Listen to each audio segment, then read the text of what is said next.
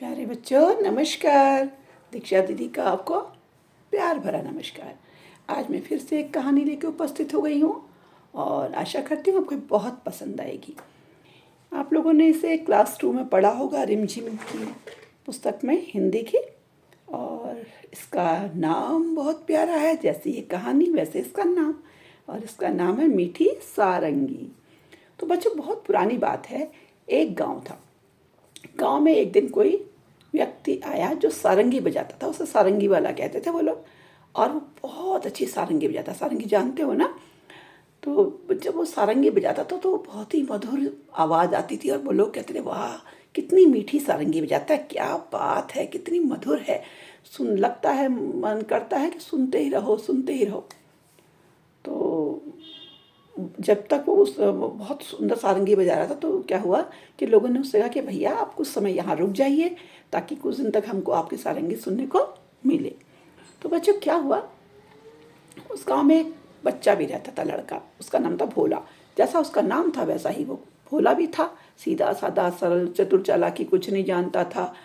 तो उसने सुना कि लोग कह रहे हैं सारंगी वाले की सारंगी बड़ी मीठी है। तो उसने कहा वाह देखूं क्या पता क्या बात है। अब जब रात को उसका कार्यक्रम रखा गया, चौपाल में सब लोग इकट्ठे हुए और सबने उसने सारंगी बजाना शुरू किया और सब कह रहे वाह वाह क्या बात है, क्या बात है, कितनी मधुर है, कितनी मीठी सारंगी है, कितनी मीठी है, मन करता है सुनते ही रहो सुनते ही रहो। बहुत ही मुग्ध हो गया, आनंद आ गया। और भोला सुने, बोले हैं सारंगी मीठी है, कह रहे मीठी सारंगी है, मगर मुझे तो कुछ मीठा लगा नहीं मुँह में। तो उसने सोचा क्या पता सारंगी वाले के बिल्कुल पास में बैठूं तो शायद मेरा मुंह मीठा हो जाए। तो वो सारंगी उठ के किसी तरह सारंगी वाले के पास में जगह बनाकर बैठ गया और फिर सुनने लगा, लेकिन उसको तो मुंह में मिठास आई नहीं, उसे तो मीठा लगा ही नहीं मुंह में। तो बोला ये तो बेवकूफ़ हैं, खाली कहते हैं मीठी सारंगी मीठी सारंगी। और बच्चों वो रात बीत गई, लोग बहुत रात हो गई, लोग वो बजाता रहा सारंगी और लोग सुनते रहे सारंगी। और वाह वाह मीठी, बहुत मीठी। कहता कैसे बेवकूफ़ लोग हैं, बुद्धू हैं बिल्कुल, इनको तो जाने क्या मीठा लग रहा है, मुझे तो कुछ मीठा ही नहीं लग रहा। अब क्या हुआ, बहुत रात हो गई तो सारंगी वाला भी थक गया और लोग भी थक गए। तो उन्होंने क्या करा, वहीं पर चौपाल में ही सो गए सब लोग, घर भी नहीं गए, सब वहीं पर ऐसे ही सो गए, जैसे नींद आई वैसे ही सो गए। गाँव में तो बड़ी सरलता सीधी सादी जिंदगी होती है, सादगी भरा जीवन होता है। तो वो लोग दिखावा तो कुछ करते नहीं, इसलिए जहाँ जिसको जगह मिली वैसे ही सो गया चौपाल में। सारंगी वाले ने भी अपनी सारंगी में खोल चढ़ाया, कवर चढ़ाया और उसको पास में रख के सो गया। अब भोला की नींद नहीं आई। भोला तो सोचे क्या बात है, पता नहीं कैसी सारंगी है, सब मीठी मीठी कह रहे, मुझे मीठी क्यों नहीं लग रही। धीरे से उठा, उसने सारंगी का खोल खोला, खूब जीप से चाट चाट कर सारंगी को देखा। हाँ, मैंने कहा ये तो कोई मीठी नहीं हो रही है, पता नहीं लोग मीठी मीठी कह रहे हैं। तो उसमें जो छेद बने होते हैं ना स्वर के लिए, उसने उसको भी ऐसे ऐसे मुंह में करा, क्या पता इसमें से कुछ बूंद टपक जाए मीठे की, लेकिन उसके तो मुंह में कुछ टपका नहीं। बोला ये गाँव वाले बड़े बेवकूफ़ हैं, मूर्ख हैं, ये जानते नहीं मीठा क्या होता है, मीठी सारंगी कह रहे हैं। वो चुपके से उठा और वहाँ से उठा के सारंगी को दूर ले जाके गाँव में छोड़ा, गाँव के बाहर छोड़ा है। उसको आके चुपचाप सो गया, जैसे वो जानता ही नहीं हो। सवेरे हुआ, सारंगी वाले ने देखा कि उसके पकड़ में से सारंगी रखी थी, कहाँ है ही नहीं, गायब है। अब तो एकदम से हल्ला मच गया कि भाई सारंगी खो गई, सारंगी खो गई, सारंगी कहाँ है।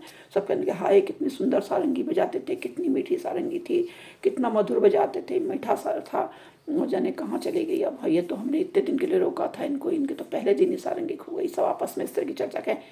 जब इसने सबने ऐसा बार बार कहा तो भोला के मुंह से निकल गया, कहाँ थी मीठी, झूठ बोलते हैं आप लोग, खाक थी मीठी, मैंने उसे चाट चाट कर देखा, चाट चाट कर देखा, लेकिन मुझे तो बिल्कुल भी मीठी नहीं लगी। तो बोला अच्छा तो कहाँ है। बोला मैं तो उसे बाहर गाँव के छोड़ आया हूँ, बाहर कुछ मीठी मीठी नहीं थी सारंगी। और ऐसा कह के बोला चुपचाप चला गया। और गांव वाले देखते रह गए कि भोला ने क्या कर दिया।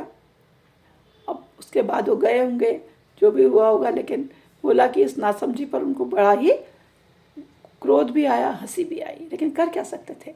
वो बेचारी मीठी सारंगी, मीठा मीठा कहते कहते सारंगी जाने कैसी हालत में पड़ी रही गांव के बाहर, पता नहीं। तो वो सारंगी वाला ही जाने और वो गांव वाले जो उसको ढूंढने गए वही जाने। तो बाकी तो आप मुझे बताएंगे कि क्या रहा होगा जब वो ढूंढने गए होंगे, क्या वो टूटी मिली होगी, क्या अच्छी मिली होगी, या किस हालत में मिली होगी। तो इसके आगे की कल्पना आप खुद कर सकते हैं या कुछ नया जोड़ सकते हैं, कुछ अच्छा बना सकते हैं। तो बच्चों, कहानी को यहीं विराम दे देती हूँ मैं, और आपसे उम्मीद करती हूँ कि आप इस कहानी को अपने साथियों को सुनाएंगे। जिन्होंने क्लास 2 पढ़ लिया है वो फिर से एक बार पढ़ने की कोशिश करेंगे या उस कहानी को याद करेंगे। जो अभी क्लास 2 में, एक बार इस मीठी सारंगी को फिर से पढ़ लेंगे और कोशिश करेंगे उसका चित्र बनाने की, आनंद उठाने की, अपने साथियों को सुनाने की। और ऐसा भी हो सकता है कि मैंने कठपुतलियाँ बनानी सिखाई हैं, बॉक्स वाली, ग्लव्स वाली, तो उनसे मीठी सारंगी की कहानियाँ सारंगी वाला बना लें, या कोई बच्चा बना लें भोला, तो उनसे भी इसको सुना सकते हैं।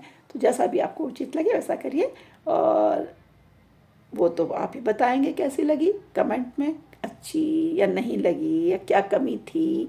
और उसके अलावा आप उसको लाइक और शेयर भी करेंगे ताकि कहानी औरों के पास भी पहुँचे, ताकि लाके और बच्चे भी इसको सुन सकें और उनको भी सुनने का आनंद आए। और अगर आपने या आप किसी अन्य ने ऐसे मेरे चैनल को सब्सक्राइब नहीं किया है, या आज पहली बार नया हैं, तो मेरे चैनल को सब्सक्राइब भी करेंगे ताकि अपने नाती पोतों के लिए, अपने स्कूल के बच्चों के लिए, अपने बच्चों के लिए कहानी को सुन सकें और तैयार कर सकें।